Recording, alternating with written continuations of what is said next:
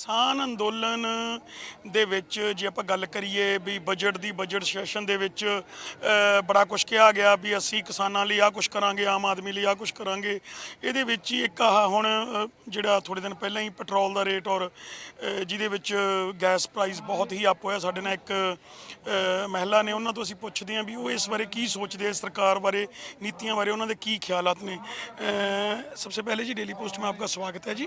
क्या नाम है और कहाँ से आए आप? मैं लता चौधरी बड़ौद से हूँ और किसान परिवार से हूँ और किसान मैं खेती भी करती हूँ स्वयं। अच्छा, अगर आप ये रसोई के आप क्योंकि लेडीज़ हैं, रसोई में भी काम करती हैं, घर भी संभालती हैं, किसानी भी करती हैं, तो अगर ये देखा जाए जो बजट आया था, इन्होंने बोला हमने ये दिया, लोगों को ये दिया, किसान तो ऐसे ही घूम रहे हैं, 6-6 हज़ार रुपया भी दिया एक साल का, हर 2-2 हज़ार करके किस्त की माध्यम से, तो उसके बारे में आप क्या सोचते हैं? 850 रुपये का सिलेंडर कर दिया इन्होंने, तो महिलाओं को भी नहीं बख्शा।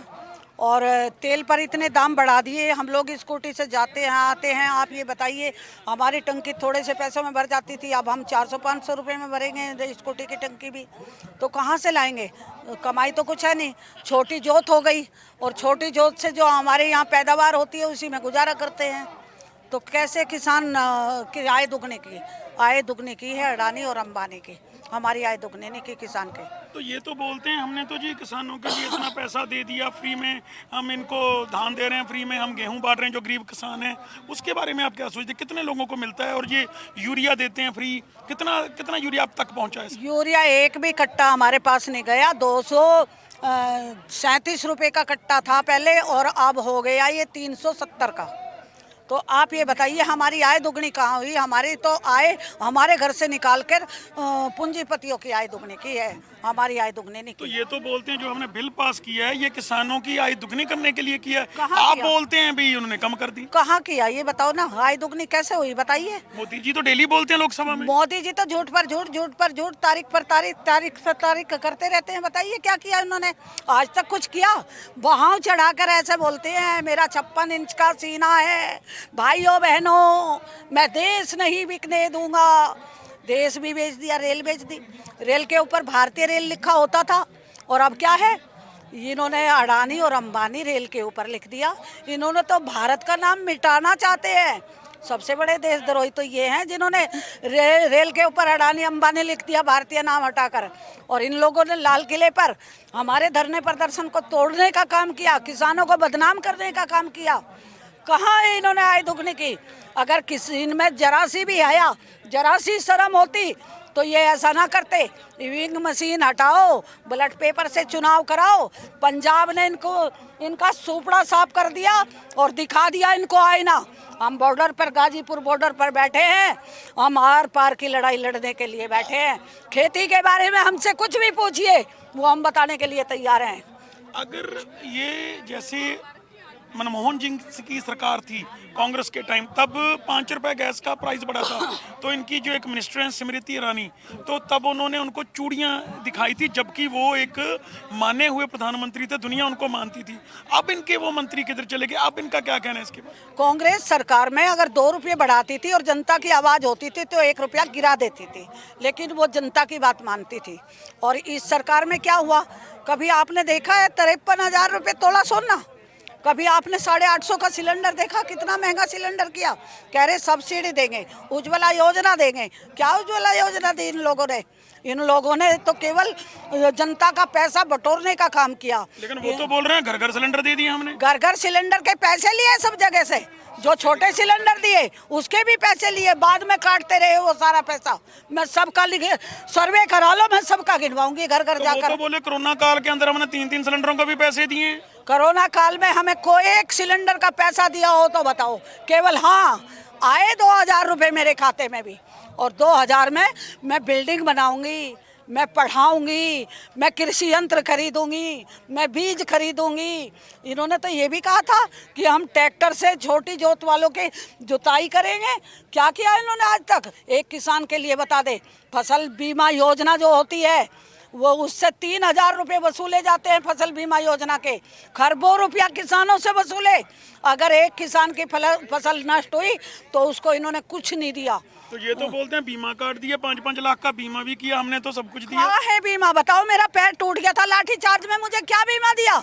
मैंने प्लास्टर कच्चा भी चढ़वाया, पक्का भी चढ़वाया, मुझे क्या बीमा दिया बताओ? आपका कार्ड बना हुआ है? कार्ड बना हुआ है, नहीं दिया, कोई बीमा नहीं मिला। ये कह दिया नहीं, सीएमओ के पास जाओ, वहाँ जाओ, वे प्रक्रिया करो, वो करो। कहाँ दिया इन्होंने बीमा? जुमलेबाजी हो रही है। जुमलेबाजी। अगर हम क्रेडिट कार्ड बनवाते हैं तो उस पर 50 जगह सिग्नेचर कराकर हमारी जमीन को बंधक बनाने के काम करते हैं। इन्होंने क्या किया, 25-25 आदमी इन्होंने तैयार किए, जो काला कानून कहते हैं। एमएसपी पे कानून बनाए, उससे कम ले, उस पर रिपोर्ट दर्ज हो, स्वामीनाथन की रिपोर्ट दर्ज करे, तब जाके किसान का भला हो सकता है, वैसे नहीं हो सकता। आय दुगनी कहाँ से होगी? नीलगाय हमारी फसल को खा रही है। अगर हम तारबंदी करते हैं तो किसानों के ऊपर रिपोर्ट दर्ज करते हैं। तो वो तो बोलते वो तो माँ है हमारी। माँ है, गौ माता को माँ बोलते हैं और हम भी पूजा करते हैं। आप मुझे ये बताइए, कूड़ेदान में उनकी माँ क्या खा रही है? क्या वे अपनी माँ की रक्षा नहीं करते सकते? वो इस भारत माँ की क्या रक्षा करेंगे? वो भारत माँ की रक्षा क्या करेंगे?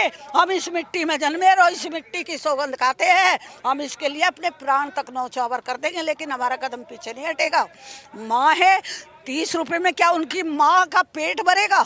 सड़कों पर खुली गौ छोड़ दी, 900 रुपये कहते हैं हम दे रहे गाय के लिए। क्या कर रहे हैं? खुले आसमान के नीचे सड़कों पे बैठी। अभी यहाँ देखिए कम से कम 20-30 गाय यहाँ भी घूम रही है। गाय टैक्स भी लगता है? गाय टैक्स नहीं, ये एक्सपोर्ट करते हैं उसका मीट। कहते हैं कि गौशाला में, मैंने एक गौशाला देखी, वही जेवीजी मशीन खोद दी, गड्ढे में दाब दी, उसके ऊपर भी केस दर्ज कराए हम लोगों ने। ऐसा नहीं है। आप ये बताइए, राष्ट्रीय पक्षी है, राष्ट्रीय झंडा है, राष्ट्रीय मोर है, और मोर के साथ मोदी जी खेल रहे हैं। आप ये बताइए, हमारे किसान की फसल आज तक राष्ट्रीय घोषित क्यों नहीं की गई? कुछ ना कुछ तो राष्ट्रीय फसल घोषित होनी चाहिए थी। इन्होंने आज तक राष्ट्रीय फसल कोई घोषित नहीं की। और हमारा आलू हमसे 1,000 रुपये क्विंटल खरीद लिया, और वही आलू आपको और हम सबको 6,000 रुपये क्विंटल बेच दिया। तो ये आय दुगनी हमारी नहीं, किसान के लिए हुई। ये आय दुगनी अंबानी और अडानी की हुई, 15 पूंजीपतियों की हुई। इन्होंने सोनीपत में जाकर देखिए, सोनीपत के अंदर इन्होंने गोदाम लोहे के बनाए हैं, और उसमें अनाज रखेंगे। जब वे अनाज रखेंगे उसके अंदर, तो वो नहीं बेचता 1 साल तक, नहीं बेचता 2 साल तक, नहीं बेचता 4 साल तक, क्योंकि अडानी अंबानी के पास इतना पैसा है। हम कहाँ तक करेंगे? चलो हम तो खा ही लेंगे, हम किसान हैं। गरीब मजदूर कहाँ से खाएगा? हम अपना स्टॉक लगा लेंगे थोड़ा बहुत जितना होगा, लेकिन जो मजदूर सुबह मजदूरी करता है वो रोटी कहाँ से खाएगा? अगर मैं गूगल से डाउनलोड करूँगी तो रोटी गूगल से नहीं निकलेगी, रोटी तो किसान ही देगा, कोई और रोटी नहीं देगा। बताइए आप, देगा कोई? जिस समय लॉकडाउन लगा था, सारी अर्थव्यवस्था चौपट थी, सारा देश चौपट था। उस समय केवल किसान खेत में काम कर रहा था, और उस समय हमारे कोरोना नहीं हुआ, हम खेतों में काम कर रहे थे। कोरोना क्यों होगा? हम तो जाड़े के ऊपर ऐसे हाथ पूंछते हैं और रोटी हाथ पर धर के गुड़ की डली छाका बेला पी ले, हमारा नहीं होता कुछ भी। उस समय हमने गोबर भी ठाए, उस समय हमने दूध भी काटे, भैंस भी नुआई, अपने घर का सारा काम किया, खेत का भी काम किया, लेकिन हमारे कोरोना नहीं हुआ। लेकिन मोदी जी, मैं आपके चैनल के माध्यम से मोदी जी को बता देना चाहती हूँ, हम फिर भी हरट चलावेंगे, हरट चलावेंगे फिर भी। तेरे तेल की जरूरत नहीं है, और फिर भी हम चूल्हे चलावेंगे उफड़े पात पात के। हम उसी पे आ जाएंगे जो पिछला दौर था, और हमारा 1 पैसा भी खर्च नहीं होगा। लेकिन उनकी सोच, जिनके घर में ना उफड़े हैं, ना भैंस है, ना कुछ है, वो कहाँ से खाएगा? उसके जेब का पैसा तुम सीधा निकलवा रहे हैं। नोटबंदी से जनता को बताइए क्या फ़ायदा हुआ? कोई फ़ायदा हुआ तो बताइए। कोई फ़ायदा नहीं हुआ। लॉकडाउन जो लगाया गया, पैदल भूखे प्यासे बच्चे तरस तरस कर अपने घर पे पहुँचे। अगर उन्हें लॉकडाउन लगाना था, सबसे पहले उन्हें उनके घर भेजना था, उनके खाने का इंतजाम करना था। वे सड़क पर खुले आसमान के नीचे, और कितनी उनको परेशानी हुई, क्या फायदा हुआ? हमने जनता को बचाया है, हमने तो उनकी रक्षा की है। जनता को क्या रक्षा करी? बिछोना धरती का करके हम आज आकाश ओढ़ रहे हैं। किसान सड़क पे पड़ा और जवान को भिड़ाने का काम किया है इन लोगों ने। ये क्या करते हैं, इधर से उधर जातिवाद का जहर घोल रहे हैं। सबसे बड़ा आतंकवाद तो भाजपा सरकार करती है जो जातिवाद का जहर घोल रही है। ईवीएम मशीन हटाओ, बैलेट पेपर से चुनाव कराओ, दूध का दूध पानी का पानी झड़ जाएगा। गाजीपुर बॉर्डर पर हम आज बैठे, पूरे देश का किसान बैठा है सरहद पर चारों तरफ, लेकिन हमारा कदम पीछे नहीं हटेगा किसी भी कीमत पर।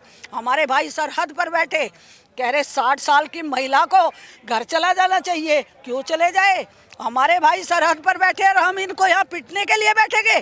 4 गुंडों को भाजपा के भेजकर उल्टी सीधी गाली दिलवाते हैं। पुलिस से हम पिटेंगे, हमें गर्व होगा। हम जवानों से पिटेंगे मिलिट्री के, हमें गर्व होगा। लेकिन 5-4 गुंडे अगर भाजपा के आके हमें यहाँ बॉर्डर पर खड़े होकर गाली देंगे, कतई बर्दाश्त नहीं होगा। घर के अंदर घुसकर मारेंगे। अगर एक गुंडे ने मेरे किसान भाई को किसी को गाली भी दी, घर में घुसकर मारेंगे। मोदी जी, मैं चैनल के माध्यम से आपको बता देना चाहती हूँ, स्मृति ईरानी सिलेंडर रख के और चूड़ियाँ लेकर सड़क पे बैठी थी। आज कहाँ है वो बुलडोजर? बताया जाए कहाँ है वो इतनी मोटी खा पी कर हो गई और गरीब जनता का निवाला भी छीन लिया उसने। 850 रुपए का सिलेंडर। क्या करते हैं ये लोग? कोई इनकी रूपरेखा नहीं। काला धन कह रहे थे वापस लेकर आएंगे विदेश से, 15-15 लाख रुपए खाते में आएंगे। किसी भाई के खाते में आए क्या 15 लाख? किसी के नहीं आए, किसी के नहीं आए। आप ये देखिए, कभी ये प्याज के दाम बढ़ाकर जनता को लूटने का काम करते हैं, कभी ये आलू बढ़ाकर जनता को लूटने का काम करते हैं, और अब किसान की जमीन को छीनना चाहते हैं, धरती माँ को छीनना चाहते हैं।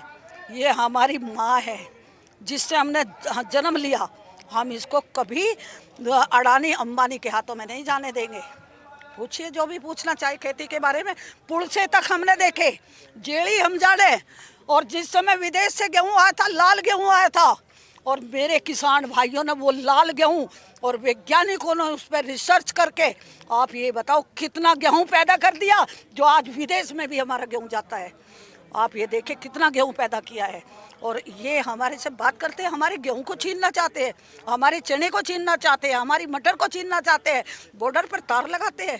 1.25 महीने का बसंत रख दिया, होली भी यहीं मनाएंगे, हो सकता है दिवाली भी यहीं मनाए, लेकिन MS काले कानून वापसी नहीं तो लता चौधरी और किसान भाई वापसी नहीं होंगे किसी भी कीमत पर। ਕਿਸਾਨ ਜਿਨ੍ਹਾਂ ਦੇ ਵਿੱਚ ਚਾਹੇ ਸਾਡੀਆਂ ਮਾਤਾਵਾਂ ਹੋਣ, ਚਾਹੇ ਭੈਣਾਂ ਹੋਣ, ਚਾਹੇ ਸਾਡੇ ਇਹ ਕਿਸਾਨ ਵੀਰ ਹੋਣ, ਦੇਖੋ ਇਹਨਾਂ ਦੇ ਦਿਲ ਦੇ ਵਿੱਚ ਗੁੱਸਾ, ਕਿੰਨਾ ਜਜ਼ਬਾ। ਔਰ ਇਸ ਬਿੱਲ ਨੂੰ ਰੱਦ ਕਰਾਉਣ ਲਈ ਉਹ ਕਹਿੰਦੇ ਚਾਹੇ ਮੋਦੀ ਜੀ ਮੰਨਣ ਤੇ ਚਾਹੇ ਨਾ ਮੰਨਣ, ਅਸੀਂ 2 ਅਕਤੂਬਰ ਤੱਕ ਇੱਥੇ ਹੀ ਆ। ਬਿੱਲ ਵਾਪਸ ਕਰ ਦੇਣਗੇ ਤਾਂ ਘਰਾਂ ਨੂੰ ਚਲੇ ਜਾਏਂਗੇ, ਨਹੀਂ ਤਾਂ ਅਸੀਂ ਗਾਂ ਵੀ ਇੱਥੇ ਹੀ ਬੈਠੇ ਰਹਾਂਗੇ। ਸੋ ਕੈਮਰਾਮੈਨ ਦੇਸ਼ਰਾਜ ਦੇ ਨਾਲ ਭੁਪਿੰਦਰ ਗਰੇਵਾਲ।